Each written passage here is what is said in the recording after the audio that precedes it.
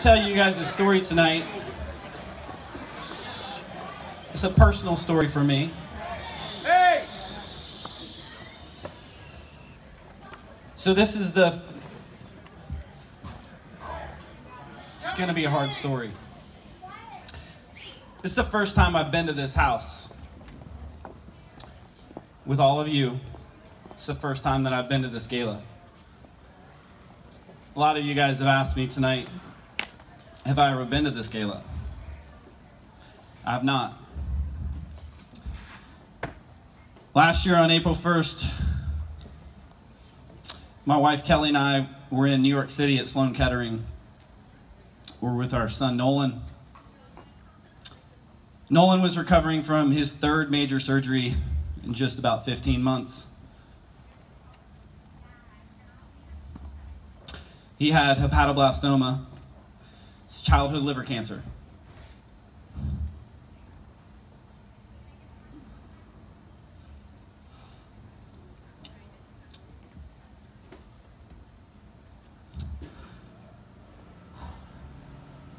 Now, before I get into this story, I want you guys to really stop and think, and I want you to put yourself in my shoes, not because I'm up here, but I want you to imagine that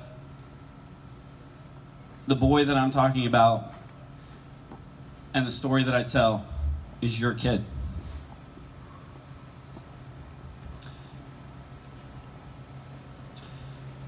He's your boy, he's your girl. That he would be a he, but a girl. And they're 3. Didn't deserve cancer, but they got it.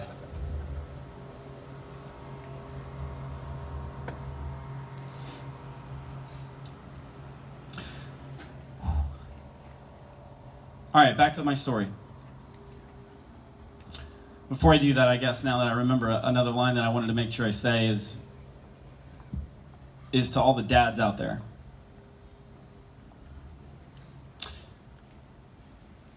If you're anything like me, you want to fix everything.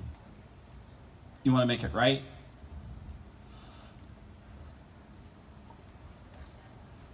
You want to do everything that you can for your kid.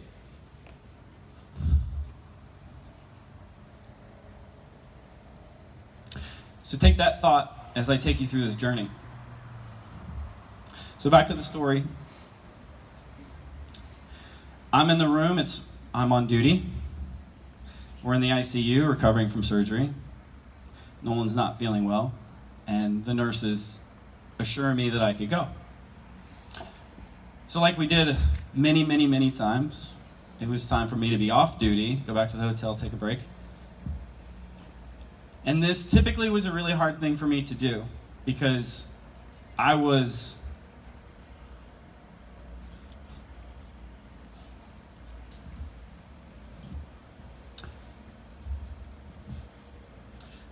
Nolan's favorite.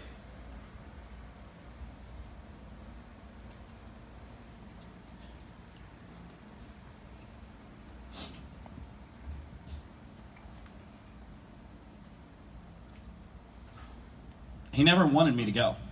It didn't matter who was around. He'd say my name even if I wasn't there.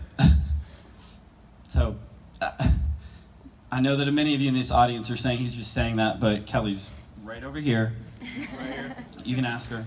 I was a favorite all the time. There's lots of other family here too. They could vouch for me, but it really is true. So I decided to do as the nurses told me, and I just wanted to walk back to the hotel, take a break, put out some work fires that probably had been burning for many, many days. And I was ignoring them because my priorities were all of a sudden in line. And I just didn't really care about them too. Sitting there on the hotel bed, just getting some things done, and the phone rings. Kelly calls 2 times. In our house, 2 times means you pick up. After that short phone call, with Kelly letting me know that I need to get back to the hospital. Quickly. Nolan's machines were given readings that nobody in the ICU staff liked. Just wasn't given the readings that they wanted to see. So I dropped what I was doing and started walking back to the hospital as quickly as I could. You know, in a moment of reflection, I think back to that time and I say, wow, I was ignorant at that moment, because I didn't realize what was about to happen.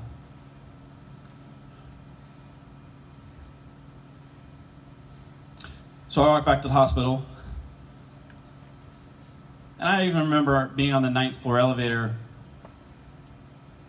just waiting for it to ding and get off. And it was still fine in my world.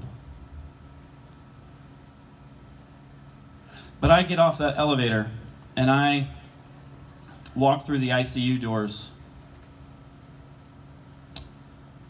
and I see something that I cannot erase.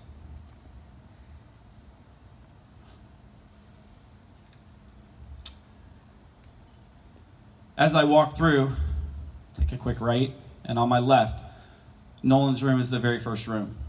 At Sloan in the ICU, they only have 4 rooms. There's 4 beds. It's quaint. It's small. I see more hospital staff in my son's room that I've ever seen in one place in my life. I walk in, realizing what's happening. Kelly's screaming at me. Tony, what's happening?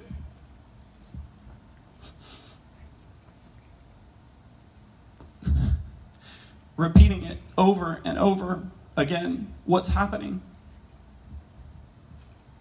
I'm screaming, no, no, no, no, no. I look to my left, and I see Nolan. A nurse is on top of Nolan, giving him CPR.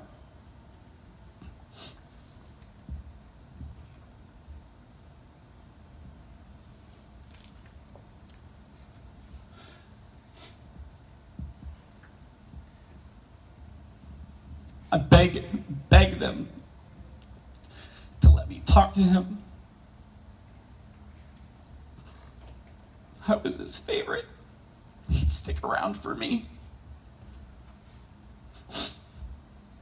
Please. That didn't happen. I didn't get to talk to him. Not only did I didn't get to say goodbye, but I didn't get to talk to him to beg him to stay either. The staff ushered Kelly and I out of the room to a not so pampered spot on the floor in the hallway. Out of the way.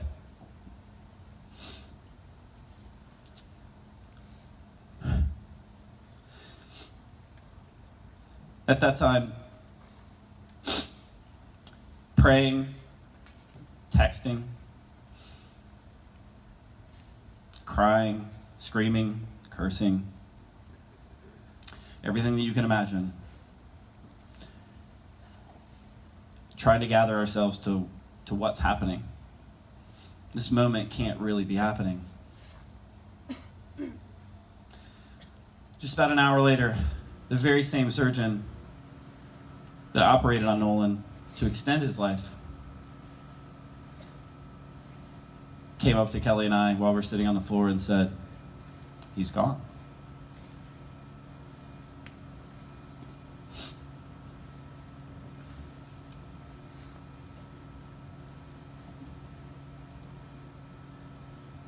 So we get to go back into the room now.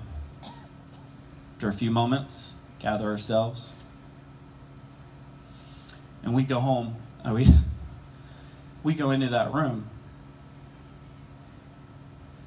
and it's quiet. There's nobody in there. Just Knowles.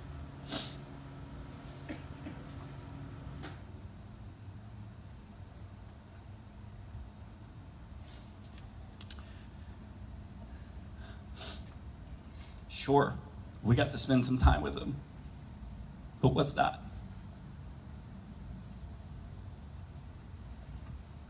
Nolan's lying there on the bed with his bloody Ellie and his bloody blanket, peacefully gone, never to return.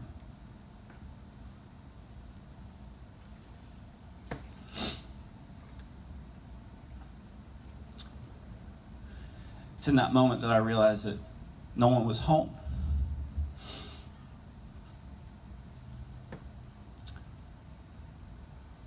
That Jesus had called him home earlier than I wanted, but he called him home.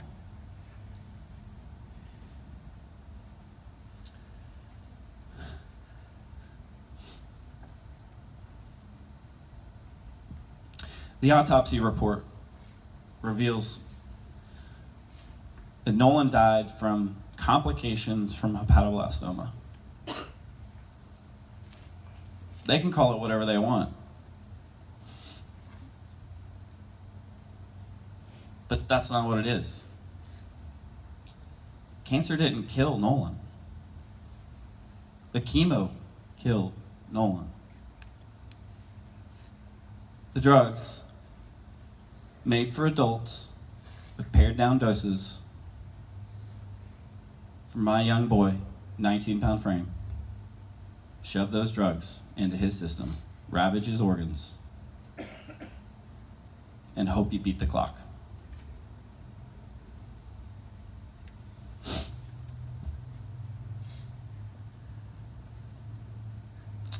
My name's Tony King. I'm Nolan's dad. And I'm still his favorite. Thank you.